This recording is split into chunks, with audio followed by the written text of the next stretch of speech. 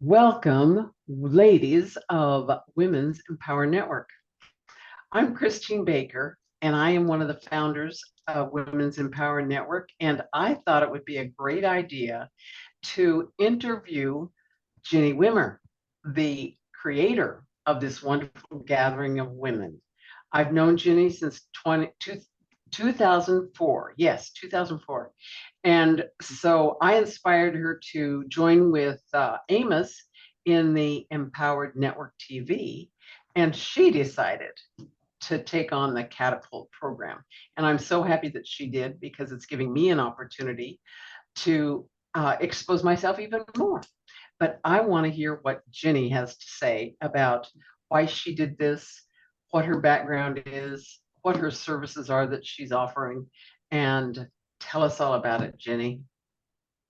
Well, thank you so much, Christine. It's been quite the journey over the last 2 decades, hasn't it? Yes, it has. We've done a lot of things together, including going to Alaska. Yeah, yeah. So yeah, a lot of people have asked me, like, who am I? And what's my story? And I come from a background of women, business women. My great-great-grandmother had a mercantile store in Poland. And then my grandmother built 2 hotels on Miami Beach in the 30s. And then my mother bought and sold real estate um, all through my growing up. So I lived in like 17 different houses before I graduated high school. We maybe only moved 2 miles away, but we'd live in it 6 months or a year and then she'd sell it. My dad wanted a stay-at-home wife, but my mother had a very brilliant mind.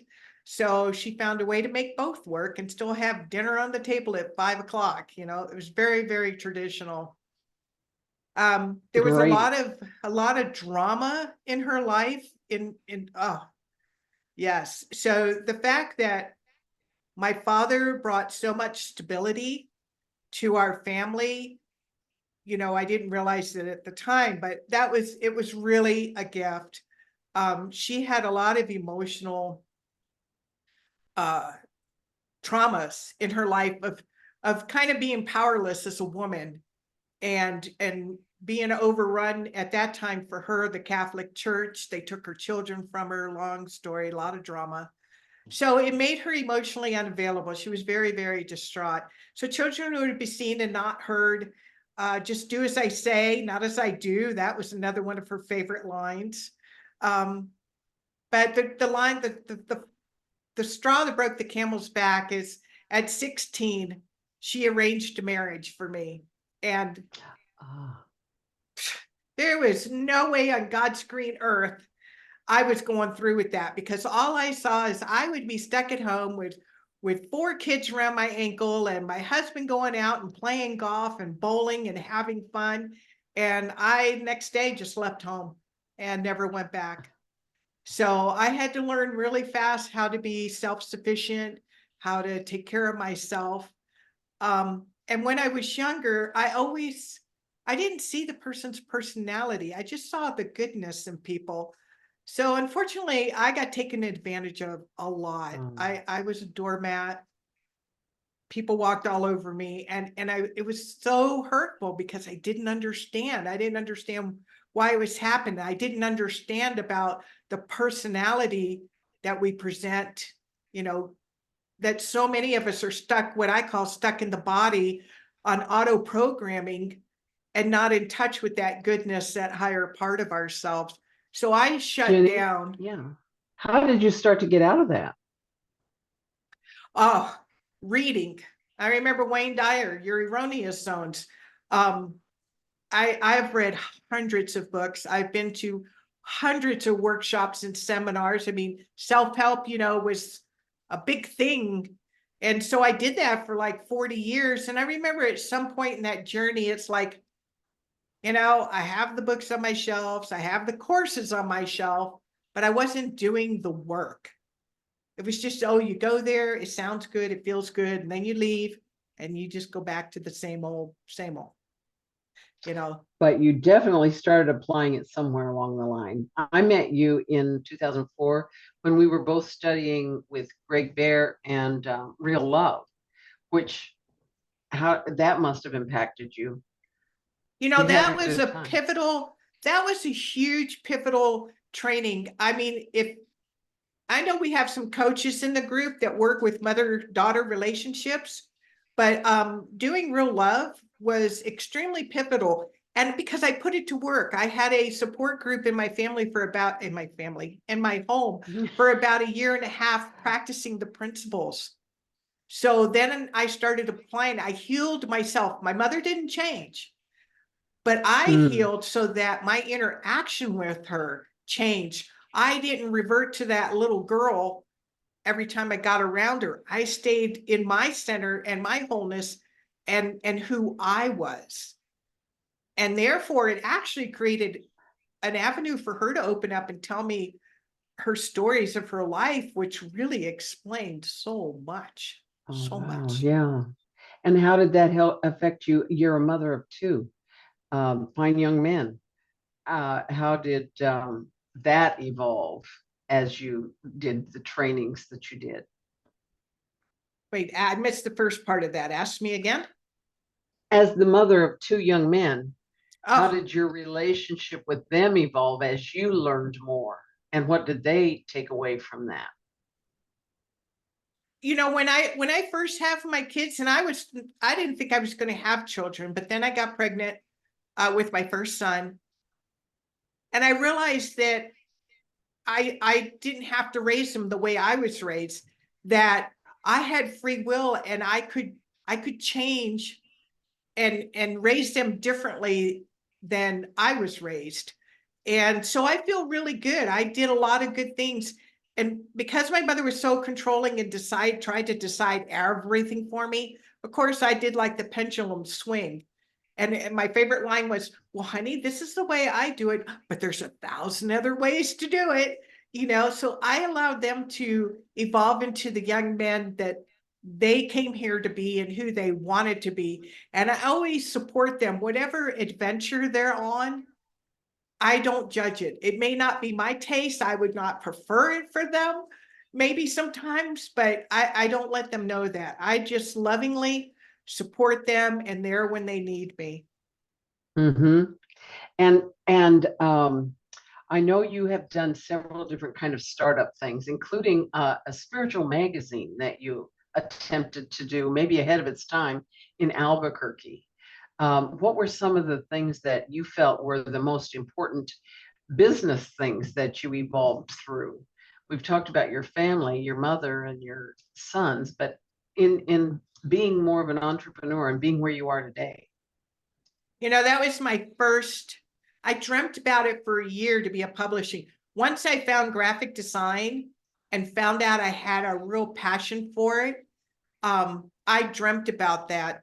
And I bought a mailing list for $1. And this is back in the day where new age stores were woo woo and, you know, it wasn't integrated into our society. It was just two separate camps and pretty occultish. Um, but it was the first time that I got to express what we called back then, you know, new age ideas. And Hmm. I remember interviewing a gentleman who had another magazine that was totally a different subject. So I had the wherewithal and a business sense. I guess I was it just by osmosis, you know, that I was fortunate enough to have that.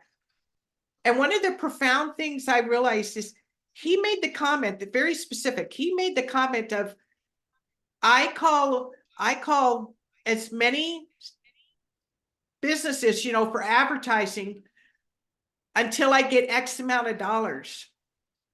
And I Mm. remember walking away going, I can't do that. And he had hired a graphic designer, and I'm like a one-man show doing sales, doing the layout, doing the graphics, the advertisement, you know, interviewing the people for the articles. It was very, very therapeutic. But because I had that one limiting belief that I can't do it, I ran out of money because I didn't charge enough for the advertisement to keep it sustainable. So that was I realized then I needed to, you know, whatever you say I can't or I can, you're right. So I had to learn to overcome that and change that story. Yeah. Well, I've been in publishing and published a magazine of interviews of people and what they did successful in their life. So I know it's a lot of work, and to have done all the aspects of that is definitely a courageous adventure. So, how are you experiencing a different expansion now that you're a part of the Women's Empower Network and Catapult program? Well, there's one more profound experience I have had Tell us. that has made all the difference to me going forward from there. I worked for the New Mexico, what do they call it? A state bar. And I was the co-director of the educational department. And one day they just came in and escorted my boss out the door and said, "Oh, can you take over?" And needless to say, of course, I freaked out. And they're like, "Oh, you can handle it." And I'm like, okay. And I was so scared. But the most profound thing I learned is there was so much like boom, boom, boom that I had to take care of and make snap decisions on. The biggest lesson, the worst job I ever had, but the biggest lesson I ever had is I didn't have the luxury of thinking, can I do this or can't I do this? It was like, what's next? What's next? What's next? So the biggest lesson here is we think way, way too much. And the Mm-hmm. cure for it is just take action and trust that you will figure it out, or you have resources, especially today with AI and the internet and connection in this group, um, to find the answers that you need as you go. So as you know, my husband had died and I needed to come out of Mm-hmm. retirement. So I got my life coaching certification. And I didn't know how to promote my business. I got a Facebook group, but I didn't have a clue how to grow it. And then thanks to you, introduced me to ENTV Today and Amos. And right after my first interview with him, I felt his heart. And he mentioned about Catapult, and all I knew is I wanted to work with this guy. And so within Mm-hmm. 7 weeks, this group went from nothing as an idea to over 1,000 people. And after the So, very first week, I realized this is way, way bigger than me, way bigger than just trying to get coaching clients. This has become now my legacy, my mission, my passion. I have so many amazing things on the horizon to help uplift everyone. So what yeah. that's, I want to ask you, because you certified a life coach. I know you have done brain gym and the real love coaching and lots of different kinds of things. So if people wanted to work with you one-on-one, if you have time, what kind of experience would they have, or and how would they get in touch with you? That's what you ask your interviewees. That's true. That's true. We'll put it in the above the interview, but it's coaching by Jini, Jini @gmail.com. And I do a free 45-minute consultation coaching to find out, what your aspirations are, what your challenges are, and we go from there. And I also am trained multiple times over in Psych K.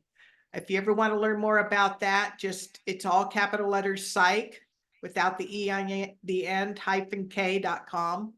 And that works with subconscious beliefs.